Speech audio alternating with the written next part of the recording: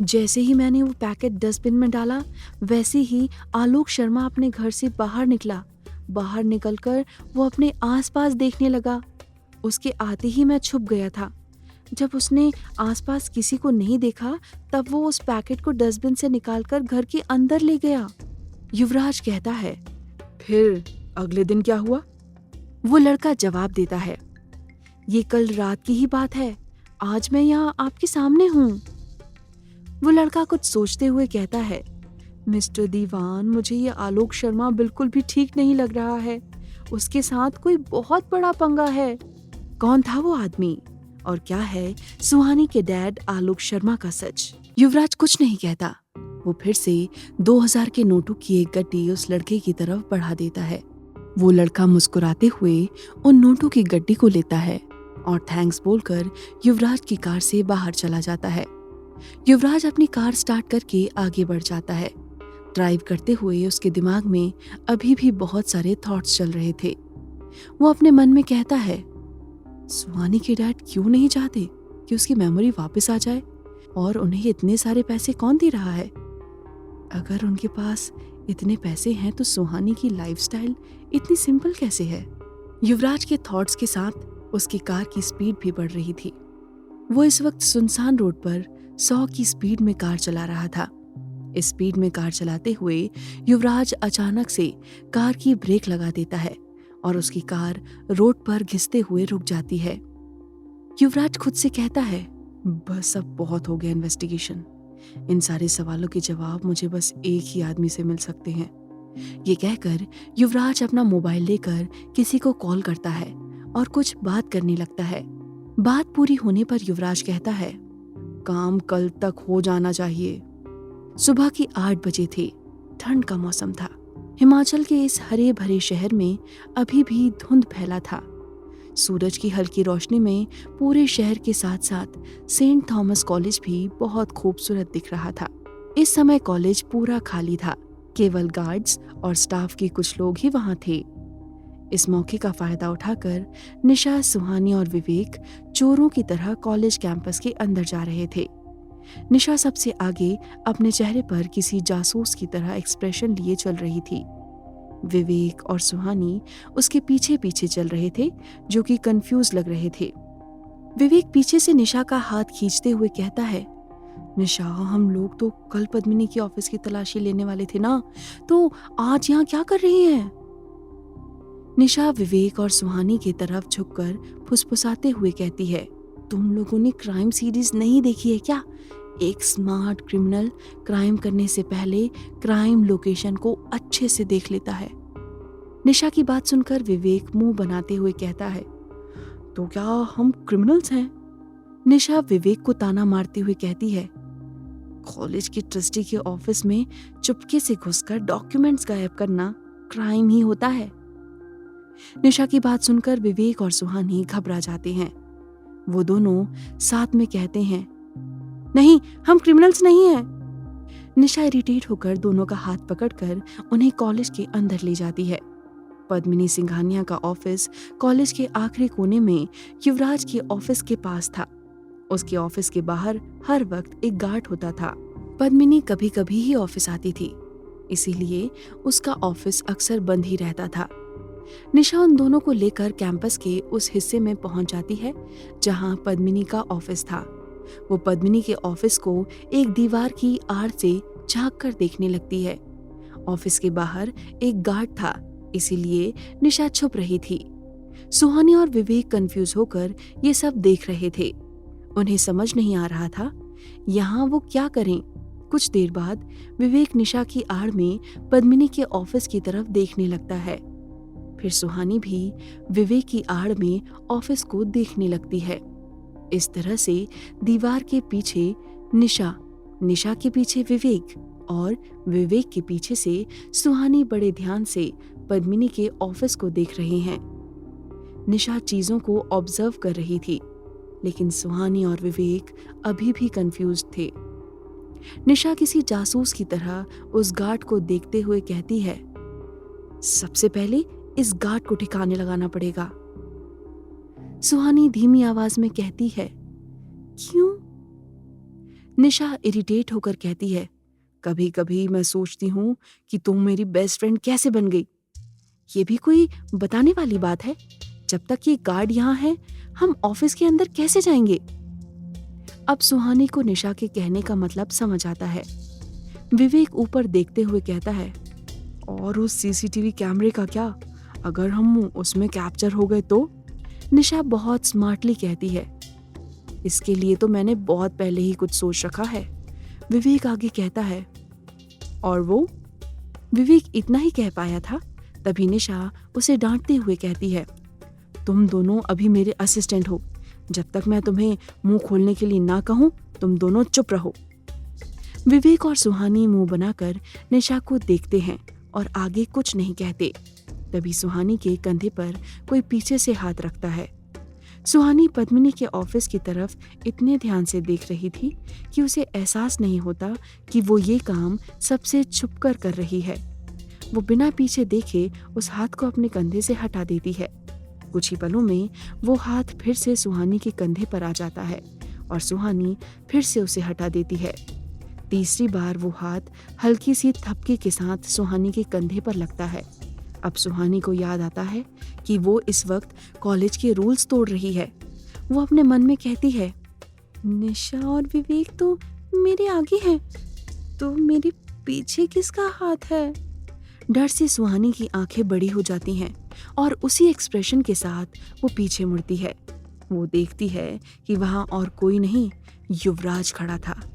युवराज को वहां देखकर सुहानी का मुंह खुला का खुला रह जाता है। युवराज बिना किसी एक्सप्रेशन के उसे ही देख रहा था।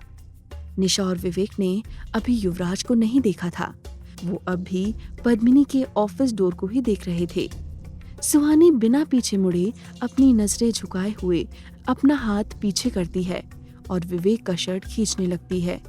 विवेक बिना पीछे मुड़े सुहानी से अपना शर्ट छुड़ाकर कहता है, सुहानी परेशान मत करो ना। सुहानी फिर से विवेक की शर्ट खींचती है। डर से उसके मुंह से एक शब्द भी नहीं निकल रहा था और युवराज का उसे घूरना उसे और भी डरा रहा था। विवेक फिर से वही करता है, लेकिन सुहानी लगातार उसका शर्ट खींचते रहती है। विवेक सुहानी की इस हरकत से चिढ़ जाता है और पीछे मुड़ते हुए कहता है, सुहानी क्या कर रही हो? देख नहीं रही कि मैं? विवेक इतना ही कह पाया था, तभी उसे सामने युवराज दिखता है। युवराज को देखकर विवेक का भी वही हाल होता है जो सुहानी का था। वो भी शॉक्ड होकर युवराज को देखता रह जाता है। अब बारी निशा की थी। सबसे ज्यादा फोकस्ड होकर वही पद्मिनी के ऑफिस की तरफ देख रही थी। विवेक पीछे से निशा के कंधे पर थपकी देकर घबराते हुए कहता है, निशा। निशा कोई जवाब नहीं देती और विवेक का हाथ झटक देती है। विवेक फिर से वही करता है और निशा से सेम रिस्पॉन्स मिलता है। इस बार विवेक निशा के कंधे पर थपकी देकर धीरे से कहता है, निशा, युवराज सर। निशा बिना पीछे मुड़े कहती है, अरे यार, युवराज सर को बाद में देख लेंगे, अभी मुझे यहाँ देखने दो। निशा के इस जवाब से सुहानी और विवेक की सिट्टी पिट्टी गुम हो जाती है। उनके सामने युवराज जो खड़ा था। युवराज अपनी कोल्ड वॉइस में कहता है, तुम चाहो तो मुझे अभी देख सकती हो। युवराज के ऐसा कहते ही निशा की सांसें रुक जाती हैं और डर से उसकी आंखें लगभग बाहर आ जाती हैं। वो युवराज की आवाज अच्छे से पहचानती थी। बिना पीछे मुड़े ही निशा की हालत खराब हो गई थी। निशा अपने चेहरे पर युवराज का डर लिए हुए पीछे मुड़ती है। सामने युवराज शांत खड़ा था और उसके पास सुहानी और विवेक अपना सर झुकाए खड़े थे। निशा भी वहां अपना सर झुकाकर खड़ी हो जाती है। कुछ ही पलों में निशा अपनी बाईं तरफ देखती है और जोर से कहती है, हाँ ऋचा, मैं बस आ रही हूँ। ये कहते ही निशा बड़ी तेजी से वहां से भाग जाती है, जबकि उसे किसी ने भी आवाज नहीं लगाई थी। निशा के इस तरह से जाते ही विवेक भी निशा की तरफ देखते हुए कहता है, हाँ निशा, मैं भी आ रहा हूँ। ये कहकर विवेक निशा से भी डबल स्पीड से भाग जाता है। सुहानी उन दोनों को ऐसे जाते देखकर हैरान रह जाती है। उसने कभी नहीं सोचा था कि उसके दोस्त इस मुश्किल वक्त में उसे इस तरह से धोखा दे देंगे। अब वहां केवल युवराज और सुहानी थे। युवराज की तीखी नजर सुहानी पर थी। सुहानी भी उन दोनों की तरह वहां से भागने का फैसला लेती है, लेकिन जैसे ही वो भागने के लिए अपने कदम बढ़ाती है, उसका पैर मुड़ जाता है और वो लड़खड़ा जाती है। इससे पहले सुहानी लड़खड़ा कर गिरती, युवराज उसका हाथ पकड़ लेता है और अगले ही पल उसे जोर से अपनी तरफ खींच लेता है। सुहानी युवराज की बाहों में आ जाती है। अब युवराज का एक हाथ सुहानी की कमर पर था और उसका चेहरा ठीक सुहानी के सामने। वो दोनों एक दूसरे के बेहद नजदीक थे और एक दूसरे की आंखों में देख रहे थे। युवराज की नजर सुहानी के मासूम चेहरे पर थी। सुहानी के चेहरे पर बार बार उसके बाल आ रहे थे जो युवराज को परेशान कर रहे थे। युवराज उन बालों को सुहानी के चेहरे से हटाने के लिए अपना दूसरा हाथ आगे बढ़ाता है। जैसे ही वो सुहानी के चेहरे को छूने वाला था, उसे कुछ याद आता है और अगले ही पल वो सुहानी को छोड़कर अपने कदम पीछे ले लेता है। युवराज के ऐसा करने पर सुहानी भी जैसे होश में आती है। वो दोनों अनकंफर्टेबल होकर इधर उधर देखने लगते हैं। उन दोनों को ही समझ नहीं आ रहा था कि अब क्या कहें। तभी युवराज बात को संभालते हुए बनावटी गुस्से के साथ कहता है, तुम्हें और कोई काम नहीं है क्या, जो जगह जगह गिरती रहती हो? सुहानी अपना मुंह बनाकर कहती है, क्या? युवराज गुस्से में ही कहता है, मतलब ये कि तुम कभी जंगल में भेड़िए के सामने गिर जाती हो, तो कभी मेरी कार के सामने, और जब आज तुम्हें कुछ नहीं मिला तो प्लेन फ्लोर पर गिरने लगी। सुहानी खामोश हो जाती है और वो बस अपना सर नीचे किए खड़े रहती है। युवराज आगे कहता है, तुम्हें सुनाई नहीं दे रहा है? मैं कुछ कह रहा हूँ। सुहानी अब भी सर झुकाए खड़ी थी। युवराज के कई बार कहने के बाद भी वो अपना सर ऊपर नहीं उठाती। उसे ऐसे देखकर युवराज को एहसास होता है कि शायद उसने सुहानी को कुछ ज्यादा ही डांट दिया है। अब उसे सुहानी के लिए बुरा फील हो रहा था और खुद पर गुस्सा आ रहा था। सुहानी का इस तरह से सर झुकाए खड़े रहना युवराज को अच्छा नहीं लग रहा था। वो सुहानी के कंधे पर हाथ रखकर कहता है, क्या हुआ, तुम ठीक हो? सुहानी अपना सर उठाकर मायूसी के साथ कहती है, युवराज सर, मेरी सैंडल। ये सुनकर युवराज कंफ्यूजन के साथ कहता है, व्हाट? सुहानी युवराज से अपनी नजर हटाकर फिर से नीचे देखने लगती है। वो नीचे झुककर अपने पैर से अपनी टूटी हुई सैंडल निकालती है और उस सैंडल को युवराज के सामने लाकर मायूसी के साथ कहती है, मेरी सैंडल टूट गई। युवराज अजीब से एक्सप्रेशन के साथ अपने मन में कहता है, इसका मतलब ये अपना सर झुकाकर अपनी टूटी सैंडल को देख रही थी और मुझे लगा, ओह गॉड, ये लड़की पागल है क्या?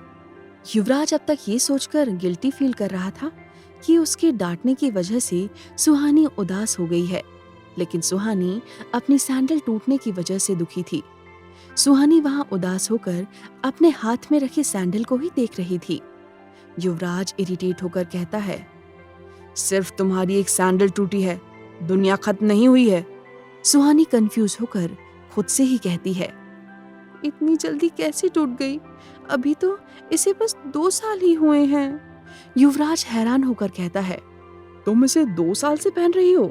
सुहानी एक्साइटेड होकर कहती है, हाँ, 2 साल पहले पापा ने मुझे मेरे बर्थडे पर ये सैंडल गिफ्ट किया था। ये सुनकर युवराज 2 गुनी हैरानी के साथ कहता है, तुम्हारे डैड ने तुम्हें बर्थडे पर तुम्हें ये सैंडल गिफ्ट किया था? सुहानी युवराज की बातों पर ध्यान नहीं देती। वो बस उस टूटे हुए सैंडल को अपने हाथ में पकड़े हुए चारों तरफ से देखती रहती है।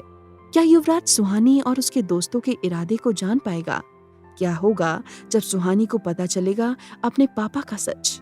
आगे की कहानी जानने के लिए देखिए अगला एपिसोड सिर्फ पॉकेट एफएम के यूट्यूब चैनल पर, और साया अ कर्स्ड लव स्टोरी के सारे एपिसोड्स को सुनने के लिए डिस्क्रिप्शन में दी लिंक से डाउनलोड करें पॉकेट एफएम ऐप।